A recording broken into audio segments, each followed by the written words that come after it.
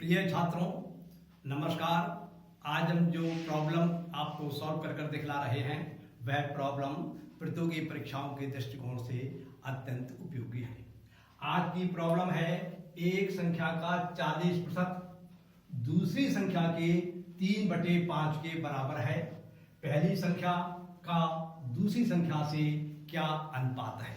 आपको दिया हुआ है एक संख्या है उसको पहली संख्या माना गया है, दूसरी संख्या जो है उसको दूसरी संख्या माना गया है।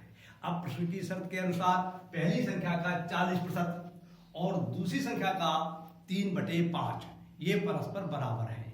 इसकी सहायता से आपको ये ज्ञात करना है पहली संख्या और दूसरी संख्याओं में क्या अनुपात है।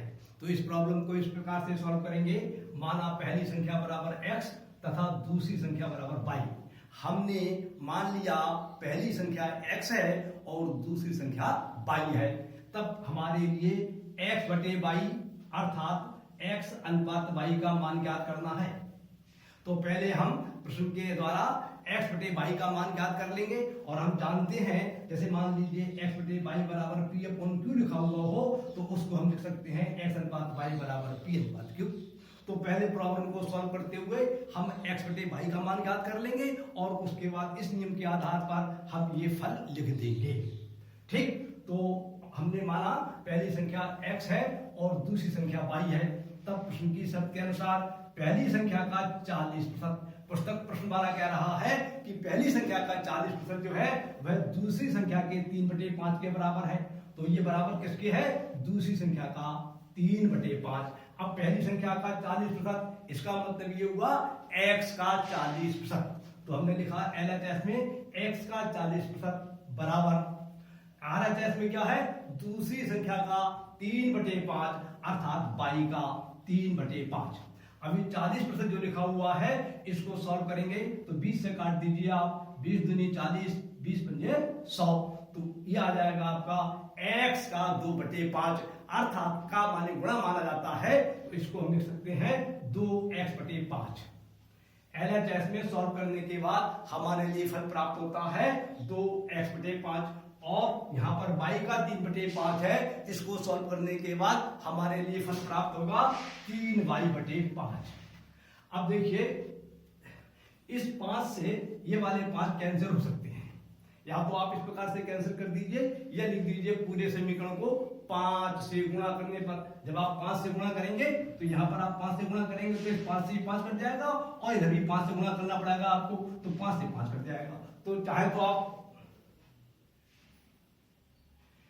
इस 5 से इस 5 को काट दीजिए या आप ये लिख दीजिए पूरे समीकरण को 5 से गुणा करने के बाद तो आपको ये फल प्राप्त हो जाता है 2x बराबर 3y।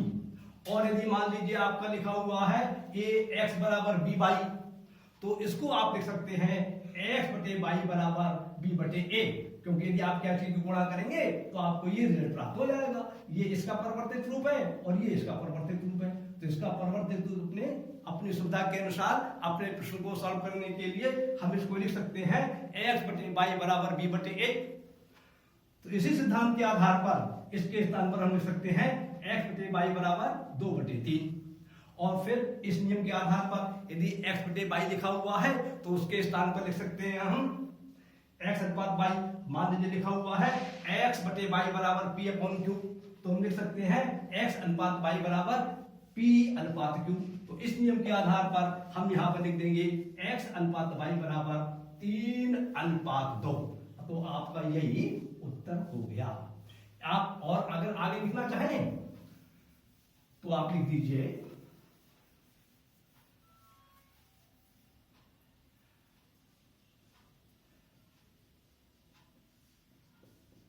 संख्याओं का अनुपात 3:2 है उत्तर। चाहे ऐसे लिख दीजिए चाहे आप इसको इस प्रकार से लिख दीजिए। इस प्रकार से प्रॉब्लम सॉल्व हो जाती है। आप समझने का प्रयास कीजिए, आपकी समझ में आ जाएगा।